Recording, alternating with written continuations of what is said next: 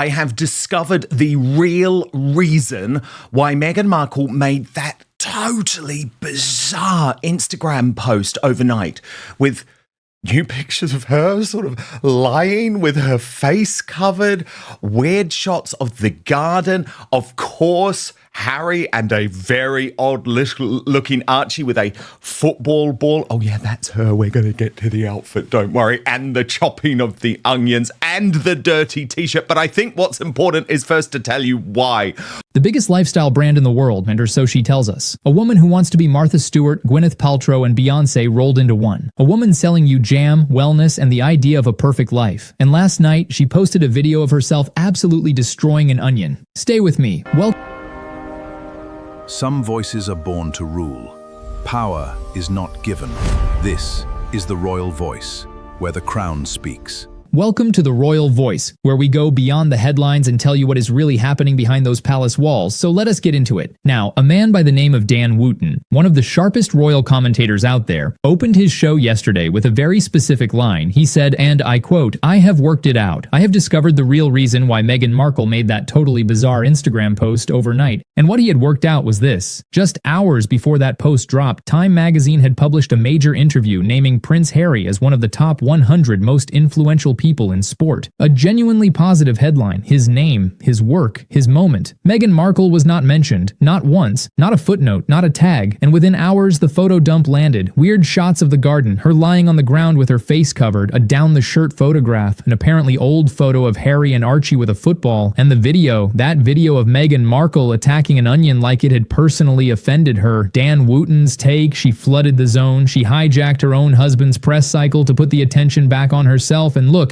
he is probably right about that. The timing is difficult to ignore, but here at the Royal Voice, we want to go one level deeper, because the timing tells us the why. The photos themselves tell us something far more damaging. They tell us that the brand is in serious, serious trouble. Let us start from the beginning, because context matters here. Meghan Markle has spent the last 3 years building a very specific public identity. She is not just a duchess, she is not just Harry's wife. She is a lifestyle authority, a tastemaker, a woman who understands elegance, simplicity, and the art of slow, intentional living. She launched American Riviera Orchard, now rebranded as Ever, a brand that sells you jams and honeys and the promise of a curated, beautiful life. The aesthetic is all warm linen, sun-drenched kitchens, and effortless domesticity. She has publicly positioned herself alongside names like Gwyneth Paltrow, Ina Garten, and even, in her own mind at least, Beyonce. The entire brand proposition rests on one idea. Meghan knows how to live well, and she can show you how to do the same. Now, with that context firmly in place, let us talk about the onion. In the video posted to her Instagram last night, Meghan Markle attempts to chop an onion. She holds the knife incorrectly. She shaves it rather than dices it. The cuts are wildly uneven, which, as one commentator noted, means they will not cook evenly. There is raw meat sitting on the same wooden board. There is clutter everywhere. This is not a woman who knows her way around a kitchen. This is not an Ina Garten moment. This is not the curated, confident domestic goddess she has spent years trying to sell us. And in one short video clip, the entire illusion cracked. But let us not stop at the onion, because the rest of that photo dump is equally revealing if you look at it through the lens of brand. A lifestyle brand lives and dies on its imagery. Every photograph is a deliberate communication. Every choice, lighting, clothing, setting, expression is intentional.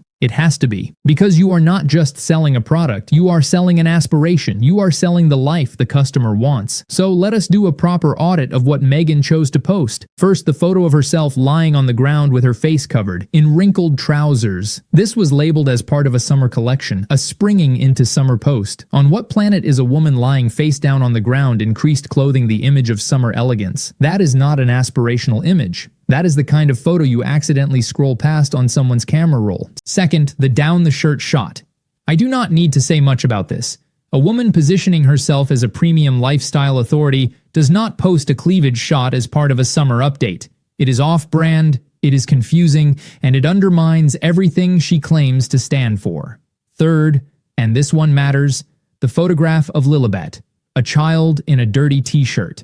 Now I want to be clear, children get dirty. That is what children do. But Meghan Markle does not post candid, unfiltered family moments. Everything she puts out is deliberate. She has said so herself.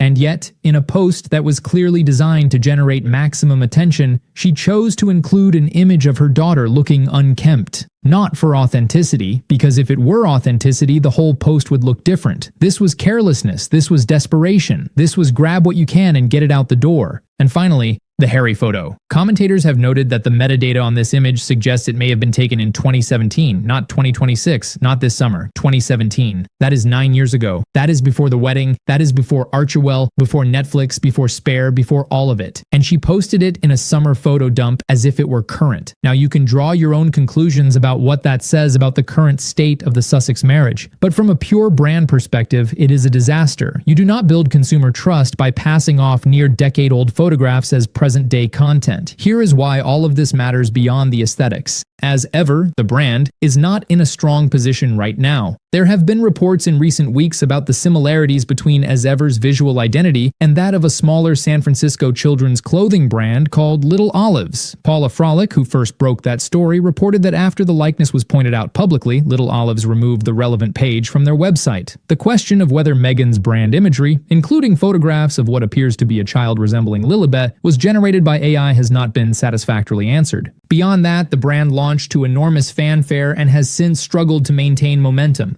The jam sold out quickly, but there has been little evidence of the broader product range delivering at scale. The Netflix deal, which was meant to be the media engine behind the brand, produced a show that received deeply mixed reviews. The audience that was supposed to convert into customers has, by most accounts, not materialized in the numbers the Sussexes needed, and now in this critical window, where Meghan needs to be projecting confidence, competence, and aspirational authority, she posts content that does the exact opposite: a chaotic kitchen, an uneven onion, a dirty child, an old photo of her husband. This is not a brand at the height of its powers. This is a brand posting from a place of anxiety. Now I want to return briefly to Dan Wooten's original point because it is worth sitting with. He argued that the timing of this drop, right on top of Harry's Time magazine moment, was deliberate. That Meghan could not tolerate her husband having a positive news cycle that excluded her, and so she flooded the zone. Let us take that seriously for a moment, because if that is true, if a woman running a joint household, a joint brand, and a supposedly united front with her husband chose to overshadow his best press in months,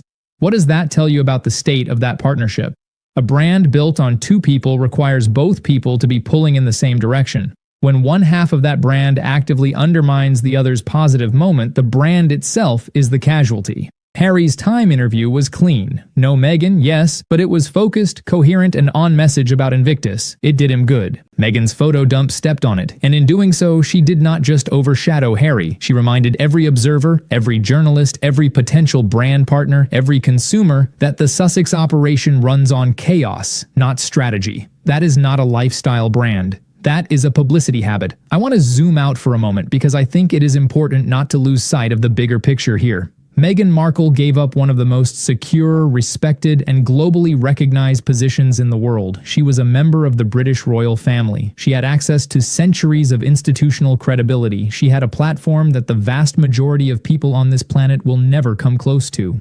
She walked away from that, and Harry walked away with her few on the promise of something better. A life of freedom, a brand, a media empire, an independent identity. And 3 years on, this is where we are. Posting blurry garden photos at midnight, chopping onions badly on a wooden board with raw meat, sharing a 9-year-old photograph of her husband, putting her daughter in a dirty t-shirt on the internet. This is the empire. This is what it looks like, and the tragedy, if you can call it that, is not the fall from grace. People recover from bad press, brands pivot, narratives change. The tragedy is that she appears not to see it. The chaos of this post does not read like a woman who knows she got it wrong and is planning a correction. It reads like a woman who is still absolutely convinced she is winning. That is the most telling detail of all. So where does this leave the brand? As Ever is not dead, not yet, but it is wounded. And wounds that are not treated have a way of becoming something more serious. The lifestyle space is unforgiving. Consumers in that market are not buying a product. They are buying belief in the person selling it. They are buying the idea that this person knows something they do not. That this person has cracked the code of beautiful, intentional living. Last night, Meghan Markle showed us behind the curtain, and what we saw was not the curated calm of a woman in control of her world. What we saw was the onion. This has been The Royal Voice. If this video gave you something to think about, please hit like and subscribe. It helps more people find us. And drop your thoughts in the comments. I read every single one. Until next time, I am your host, and this is The Royal Voice, where every royal story gets a voice.